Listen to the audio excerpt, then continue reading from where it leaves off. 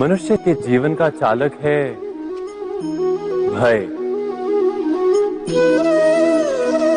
मनुष्य सदा ही भय का कारण ढूंढ लेता है। जीवन में जिन मार्गों का हम चुनाव करते हैं वो चुनाव भी हम भय के कारण ही लेते हैं। किंतु क्या ये भय वास्तविक होता है? विचार कीजिए।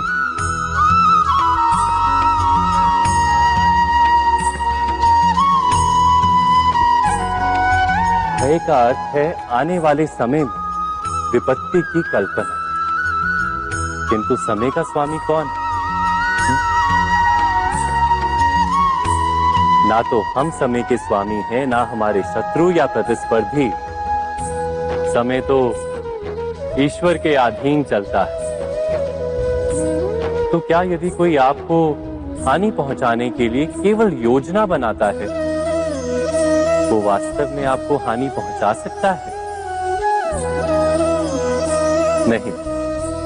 किंतु भय से भरा हुआ हृदय हमें अधिक हानि पहुंचाता है। क्या ये सत्य नहीं?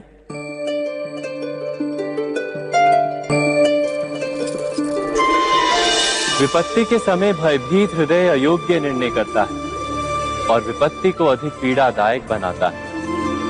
किंतु विश्वास से भरा हृदय विपत्ति के समय को भी सरलता से पार कर जाता है।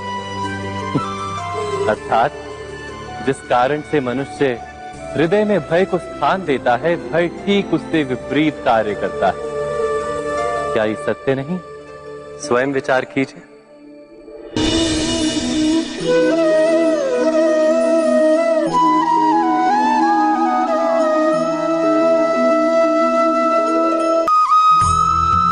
जीवन में आने वाले संघर्षों के लिए जब मनुष्य स्वयं को योग्य नहीं मानता, जब उसे अपने ही बल पर विश्वास नहीं रहता, तब वो सद्गुणों को त्याग कर दुर्गुणों को अपनाता है।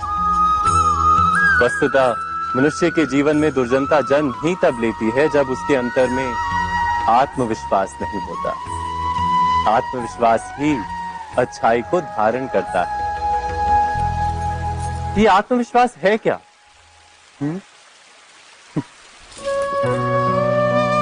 जब मनुष्य ये मानता है कि जीवन का संघर्ष उसे दुर्बल बनाता है तो उसे अपने ऊपर विश्वास नहीं रहता। वो संघर्ष के पार जाने के बदले संघर्ष से छूटने के उपाय ढूंढने लगता है। किंतु जब वो ये समझता है कि ये संघर्ष उसे अधिक शक्तिशाली बनाते हैं, ठीक जैसे व्यायाम करने से देह की शक्ति बढ़ती है, तो प्रत्येक संघर्ष के साथ उसका उत्साह बढ़ता है।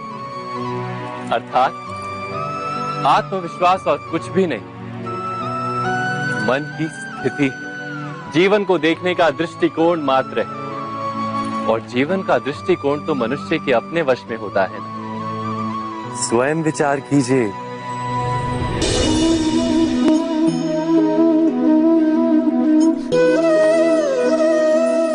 सत्ता की लालसा सबके हृदय को घेरे रहती है। प्रत्येक व्यक्ति अपना एक राष्ट्र निर्मित करने का प्रयत्न अवश्य करता है। फिर वो राष्ट्र कुरु राष्ट्र की भांति बहुत बड़ा हो या फिर अपने परिवार तक सीमित हो, वो सत्ता प्राप्त करने का प्रयास अवश्य करता है। किंतु सत्ता का वास्तविक रूप क्या है? क्या हमने कभी विचार किया है? एक मनुष्य जितने अधिक लोगों के जीवन को प्रभावित कर सके, जितने अधिक लोगों के जीवन की स्वतंत्रता पर अंकुश रख सके, उतनी ही अधिक सत्ता का अनुभव करता है वो। सत्ता का वास्तविक रूप ही है अन्य के जीवन पर स्वयं का प्रभाव।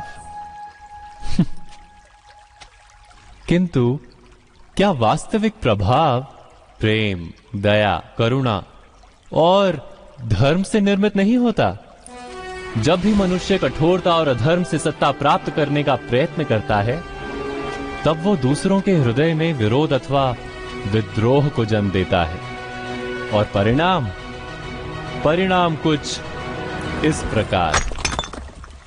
हां, कुछ समय के लिए वो स्वयं को प्रभावी और शक्तिशाली अवश्य पाता है, किंतु वो वास्तविक सत्ता नहीं। यही कारण है कि भृगु और वशिष्ठ जैसे ऋषियों की आज भी पूजा की जाती है, रावण और हिरण्यकश्यप की नहीं। इस पर तो आप विचार अवश्य करें। सत्य कहा ना।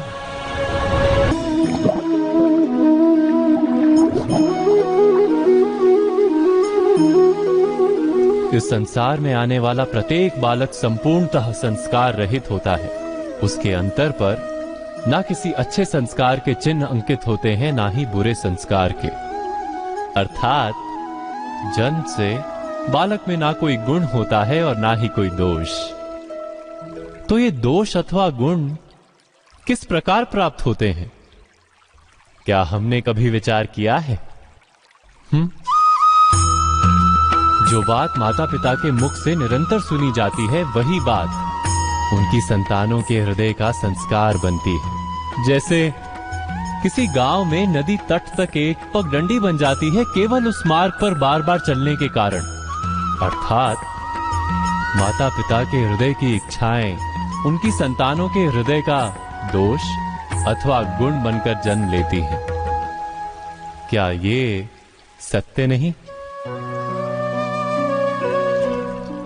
पर फिर भी जब उनकी संतानों में कोई दोष दिखाई देता है तो माता पिता आश्चर्य और दुख से भर जाते। माता पिता का हृदय ये प्रश्न करता है कि उनकी संतानों में ये कुसंस्कार आए कहां से।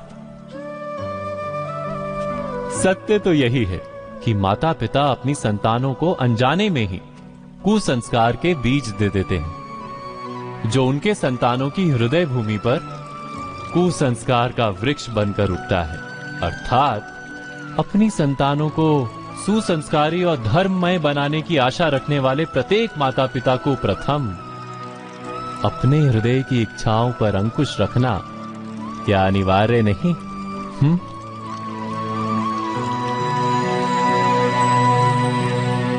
प्रत्येक माता पिता इस पर विचार अवश्य कीजिएगा।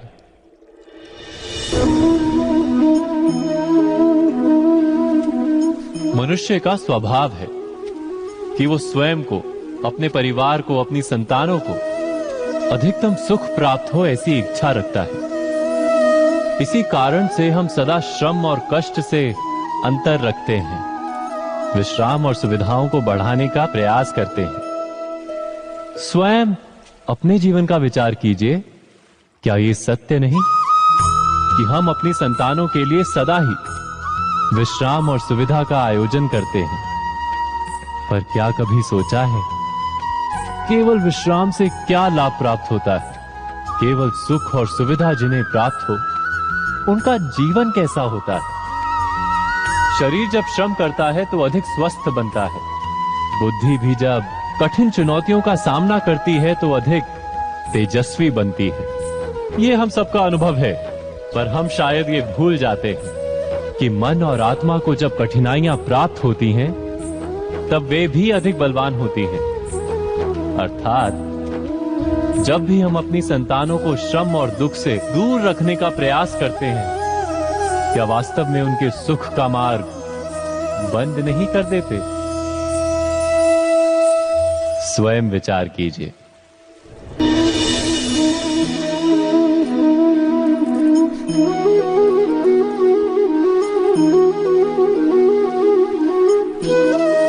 ज्ञान प्राप्ति सदा ही समर्पण से होती है, यह हम सब जानते हैं। किंतु समर्पण का वास्तविक महत्व क्या है? क्या हमने कभी विचार किया? मनुष्य का मन सदा ही ज्ञान प्राप्ति में विभिन्न बाधाओं को उत्पन्न करता है।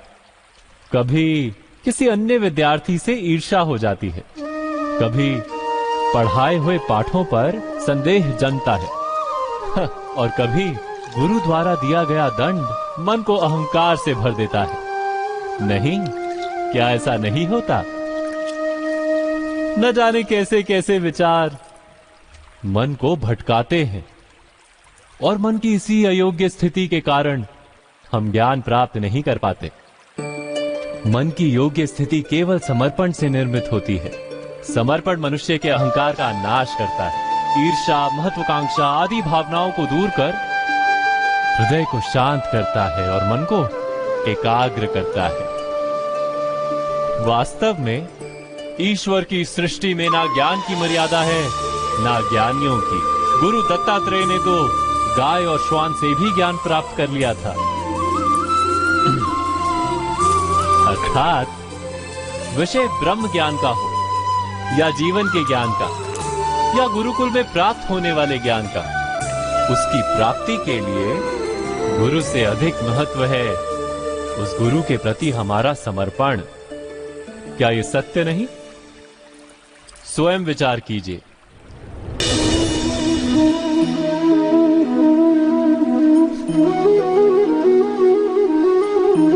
एक ही गुरु के पास शिक्षा प्राप्त करने वाले सारे शिष्य एक समान विद्या प्राप्त नहीं कर पाते।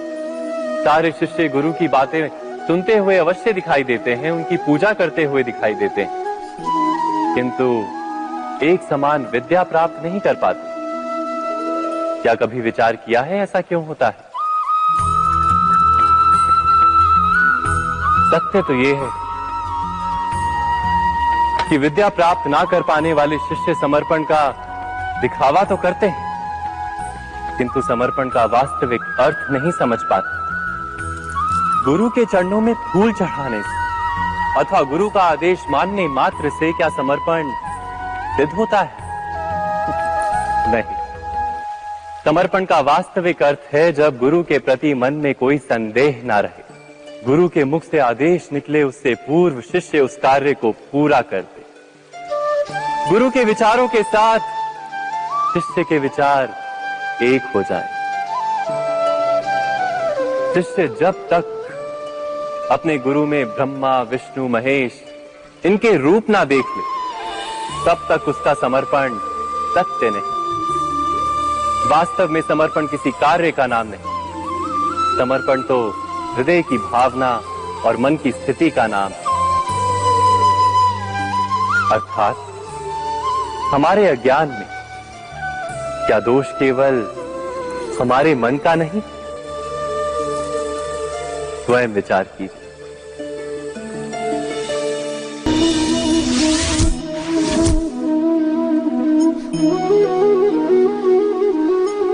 श्रेष्ठता का क्या अर्थ है? श्रेष्ठता का अर्थ है दूसरों से अधिक ज्ञान प्राप्त करना। अर्थात मूल्य इस बात का नहीं कि स्वयं कितना ज्ञान प्राप्त किया, मूल्य इस बात का है कि प्राप्त किया हुआ ज्ञान अन्य लोगों से कितना अधिक है।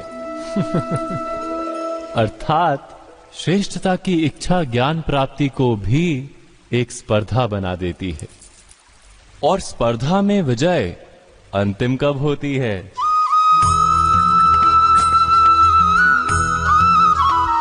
कुछ समय के लिए तो श्रेष्ठ बना जा सकता है, किंतु सदा के लिए कोई श्रेष्ठ नहीं रह पाता। फिर वही असंतोष, पीड़ा और संघर्ष जन्म लेता है। किंतु श्रेष्ठ बनने के बदले यदि उत्तम बनने का प्रयत्न करें तो क्या होगा? उत्तम का अर्थ है कि जितना प्राप्त करने योग्य है वो सब प्राप्त करना, किसी से अधिक पाने की इच्छा से नहीं, मात्र आत्मा की तृप्ति हेतु कुछ प्राप्त करना। उत्तम के मार्ग पर किसी अन्य से स्पर्धा नहीं